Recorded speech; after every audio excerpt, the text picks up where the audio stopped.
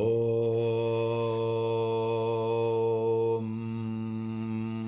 भद्रं कर्णभिः शृणुयामदेवः भद्रं पश्येम अक्षिभिर्यजत्रः स्थिरैरङ्गैस्तुष्ट्वागुंसस्तनूभिः वसेम देवहितं यदायो। ओम शांति शांति शांति।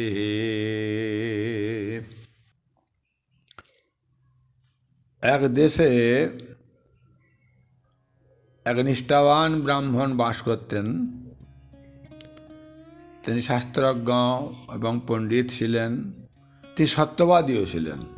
কখনো তিনি মিথ্যাকে আশ্রয় করতেন না এবং সবাই এই জন্য তাকে শ্রদ্ধাও করত। তো সেই দেশে একজন ধনী ব্যক্তি, রাজা মতো লোক বাস করত। তার পৃষ্ঠপোষক অনেক লোক ছিল, রাজা লোক না, ধনী লোক। সেই ধনী ব্যক্তিটির অনেক টাকা পয়সা, জমি বাড়ি, লোক লস্কর ছিল।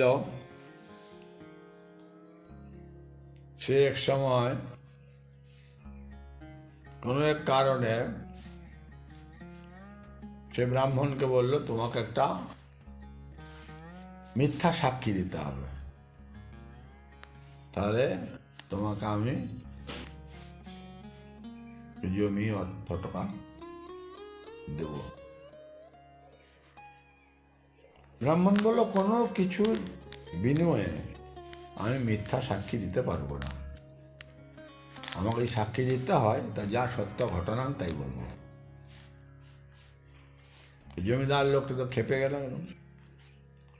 তার লোক পার্শ্বদ দলও খেপে গেল। ও, ব্রাহ্মণের খুব তেজ তো। ব্রাহ্মণের তো সংসার ছিল না,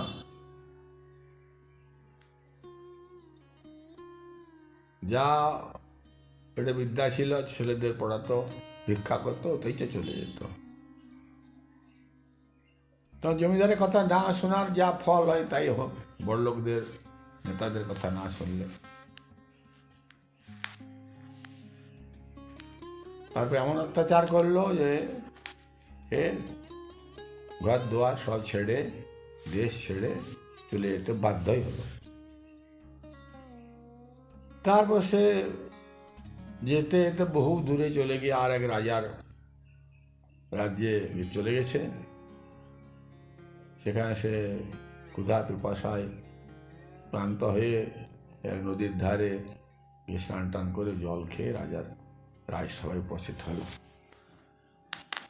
এবং রাজার ঘরে একটি কাজের অনুসন্ধানে গেল, যদি একটা কাজ পায় তাহলে কোন রকম দিন কেটে যাবে। গিয়ে রাজামশাইকে বলল, রাজামশাই, আমি খুব বিপদে পড়েছি, তা আমাকে যদি আপনার কাজ দেন তাহলে খুব ভালো হয়।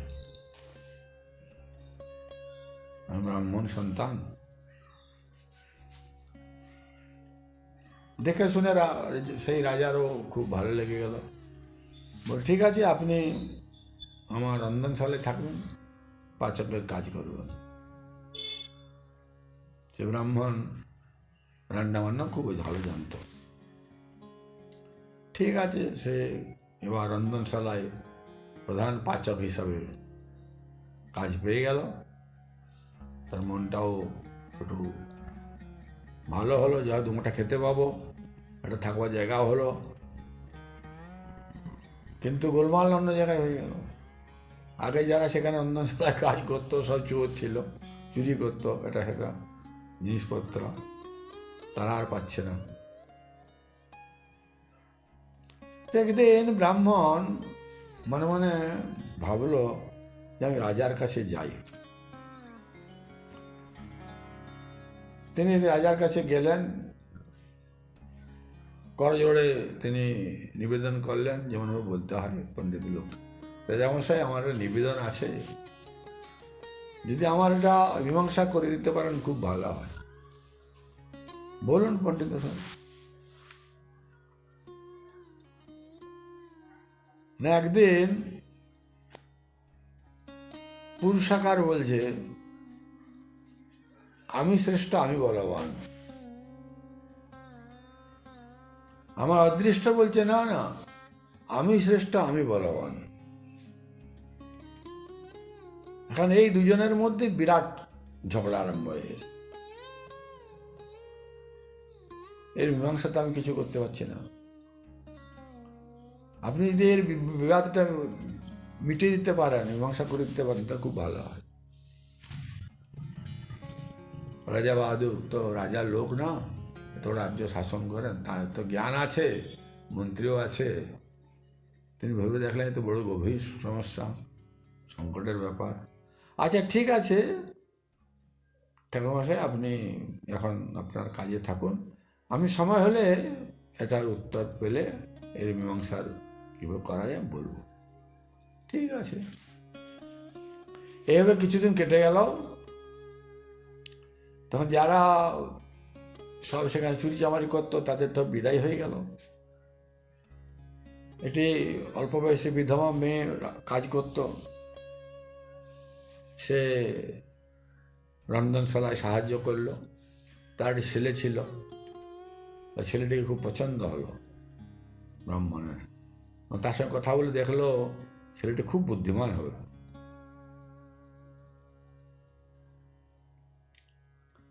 তো উনি তো পণ্ডিত লোক ছিলেন, তবে শুধু শুধু দুপুরবেলাটা আমি বসেই থাকি, কোনো কাজ নেই।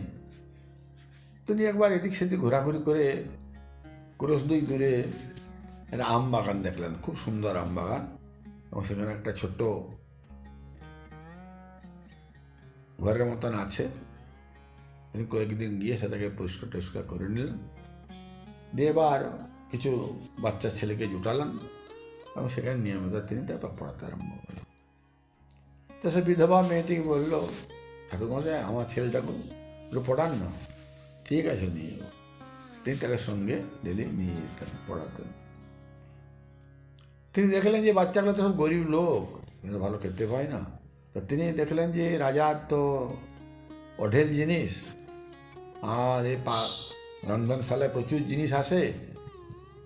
তো তিনি একটু একটু ঘি জারে রাখতেন আলাদা আলাদা করে। রাজাও মন্ত্রীও খুব খুশি, দেখছি আগে তো প্রচুর খরচ হতো, এখন তো অনেক জিনিস বেঁচে যাচ্ছে, এত খরচও হচ্ছে না। তাহলে ব্রাহ্মণ খুব ভালো। কিন্তু বিরোধী তো রয়েছেই, যারা তুমি খেয়ে এসছে তাদের তো ভিতরে ভিতরে ক্রোধ হচ্ছে, রাগ হচ্ছে, হিংসা হচ্ছে, কি করে ব্রাহ্মণকে তাড়ানো যায় বা কি করে পরিশোধ নেওয়া যায়।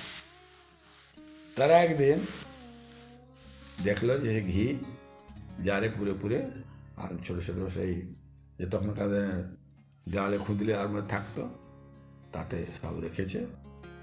মাঝে মাঝে সে নিয়ে যায়, বাচ্চাগুলোকে দেয়, আর সে বিধবার বাচ্চাটাকে তাকেও বেশি করে খাওয়ায়, তাকে দেয় মাঝে মাঝে এক বোতল দিয়ে খাবে। এগুলো তারা দেখেছে সব। দিয়ে একদিন রাজাকে বলছে, রাজামশাই জানেন আপনার ব্রাহ্মণটি কত বড় চোর, আমার কাছে চোর বলতেন। মন্ত্রী বলছে, আরে চোর কি তোরা বলছে, তোরা যে খরচ করছিস তার তো অর্ধেক খরচে আমাদের সংসার চলে যাচ্ছে, খুব ভালোভাবে রান্না বান্না হচ্ছে। তো তোরা অত জিনিস কি কোথায় কি করতিস? ঠিক আছে, তোরা যখন বলছিস আমি বিচার বিবেচনা করবো। রাজা বাহাদুর খুব বুদ্ধিমান চালাক ছিলেন। তিনি মন্ত্রীর ঘটনা বলেন, মন্ত্রী চুপ করুন, আপনি এখন কিছু বলা যাবে না, আগে আমাদের বিচক্ষণার সঙ্গে দেখতে হবে কিনা লোকটি সৎ।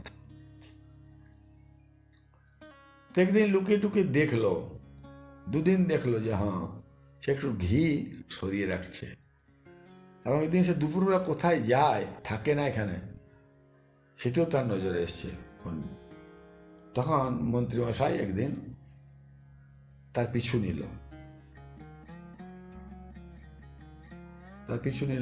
দেখলো কোথায় যায়, গিয়ে দেখলো সে আম বাগানে হাজির হলো, দূর থেকে লুকিয়ে লুকিয়ে এনে সব দেখতে আরম্ভ করলো। আস্তে আস্তে কয়েকটি বাচ্চা জুটলো এবং সেই বিধবা আর বাচ্চাটিও তার সঙ্গে রাস্তায় উঠলো, পড়াতে গেল এবং তিনি ব্যাগ থেকে একটা ঘিয়ের বোতল বার করে সবকে দিলেন। তিনি দেখলেন। তারপরে আর একদিন তিনি যাচ্ছেন ঘি নিয়ে, তো মন্ত্রী তাকে বলছে, দেখি এটা কি নিয়ে যাচ্ছে? এটা ঘি। কি হবে? কি বলবো, আপনি তো মন্ত্রী মশাই, আর আপনি চলুন আমার সঙ্গে দেখবেন। তো মন্ত্রী তো দেখেই এসেছে আগে সব। হ্যাঁ, সে আবার ভান করে চলুন। গিয়ে সবকে সে পড়বার আগে একটু একটু ঘি চামচ খাওয়ালো, পড়ার শেষে আবার সব দিল, বেশি হলো, হ্যাঁ, সেটা সে ব্যাগে নিয়ে চলে এলো।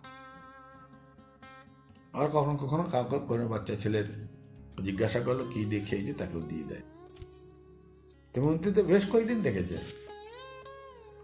দেখার পর ঠিক রাজাকে বলল, মহারাজ, এ তো ভীষণ ব্যাপার। হ্যাঁ, আপনার এই ব্রাহ্মণ বিরাট পণ্ডিত লোক,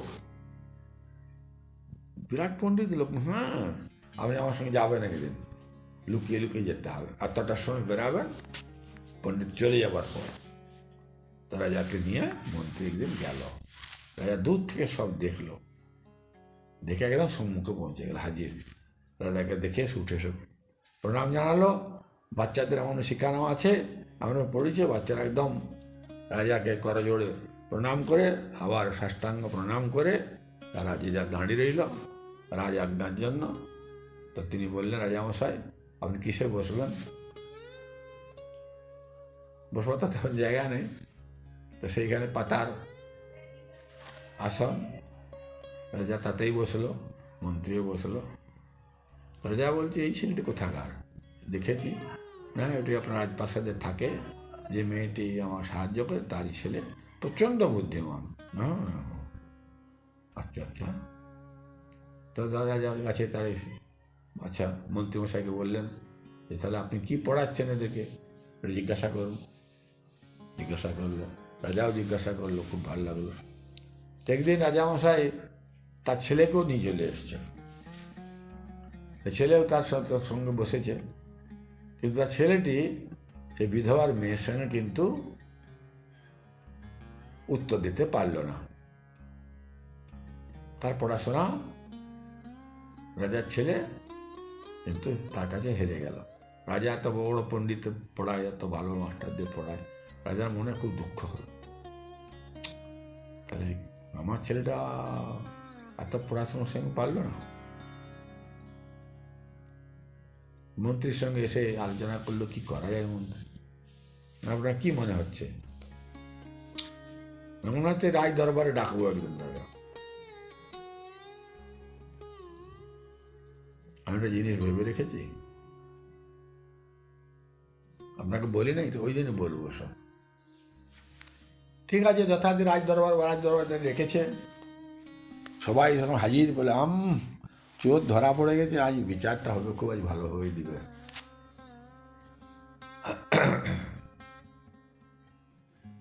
রাজা তাকে বললেন যে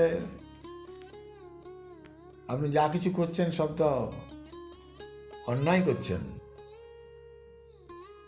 আপনি আমার পাকশালাতে ঘিলি চলে যাচ্ছেন, সেটা লুকিয়ে লুকিয়ে বাচ্চা পড়াচ্ছেন, তাহলে আপনার শাস্তি হওয়া তো উচিত। হ্যাঁ হুজুর, আপনার যা ইচ্ছা, রাজার উপর তো আমার কিছু বলার নেই। তো বাকিরা খুব খুশি, খুব আহ্লাদে খুশি, তারা একদম মনে মনে ভাবছে আজ একে বিতাড়ন করলই। রাজা বলছে, আজ থেকে আপনার আর পাকশালায় কাজ হবে না, ছুটি আপনার। ঠিক আছে, তাহলে তাই হবে। আমি না, অন্যত্র যাওয়া চলবে না আপনার, তবে ওই যেখানে স্কুলটি আছে আমি সেখানে স্কুল করে দেবো।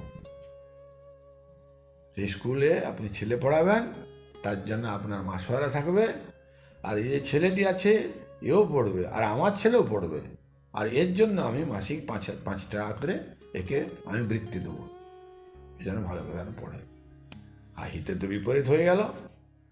সবাই ভাবছিল যে রাজা তাকে ভীষণভাবে বকাবকি করবে, মারপিট করবে, তাড়িয়ে দিবে, চোর ধরা পড়ে গেছে। তা না করে আরো উপর পদ পেয়ে গেল।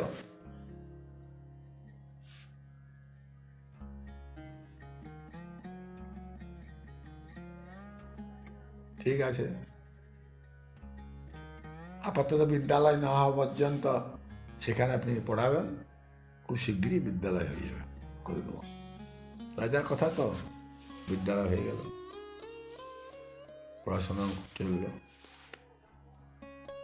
একদিন এসে রাজাকে বলছে, রাজামশাই, আপনাকে যে আমি বিচারের একটা কথা বলেছিলাম, সে বিচারে সে মীমাংসার কিছু উত্তর আপনি পেলেন? পণ্ডিত মশাই, এখনো তো আমার চিন্তায় তো কিছু আসছে না। না, আমি এর মীমাংসার উত্তর পেয়েছি। পেয়েছেন না? কি করে পেলেন? আমার জীবন দিয়ে। আমার পুরুষাকার শ্রেষ্ঠ হলেও, বলবান হলেও, আজ অদৃষ্টই কিন্তু শ্রেষ্ঠ এবং বলবান। কেন? তিনি তখন তার জীবনের সব কথা বললেন। আমি সত্যবাদী ছিলাম বলে, মিথ্যা সাক্ষী দিইনি বলে আমাকে অদৃষ্টের পরিহাসে সব ছেড়ে চলে আসতে হয়েছিল। আমি পণ্ডিত হওয়া সত্ত্বেও আপনার ঘরে আমাকে অদৃষ্টের দোষে পাচকের কাজ করতে হয়েছিল, কিন্তু আমার পুরুষাকার আমাকে থাকতে দেয়নি। আমাকে নিয়ে গেছে সেখানে আমবাগানে, সেখানে অদৃষ্ট। আজও তাই, সে অদৃষ্টই জয়ী হল।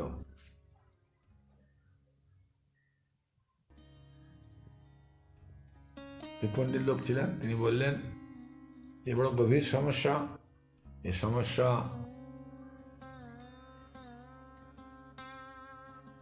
সমাধান খুব মুশকিল।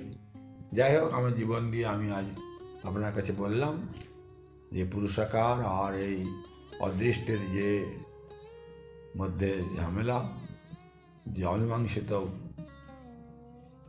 বস্তু রয়েছে, তাতে দেখা গেল পুরুষাকার তো প্রয়োজনই। পুরুষাকার যত শ্রেষ্ঠ বলবান হোক না কেন, শেষ পর্যন্ত অদৃষ্টই শ্রেষ্ঠ এবং বলবান রূপেই থাকে।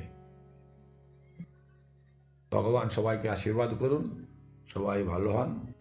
ভিডিওটি মন দিয়ে পড়বেন, শোনাবেন এবং আপনার মতামত বলবেন। ওম শান্তি।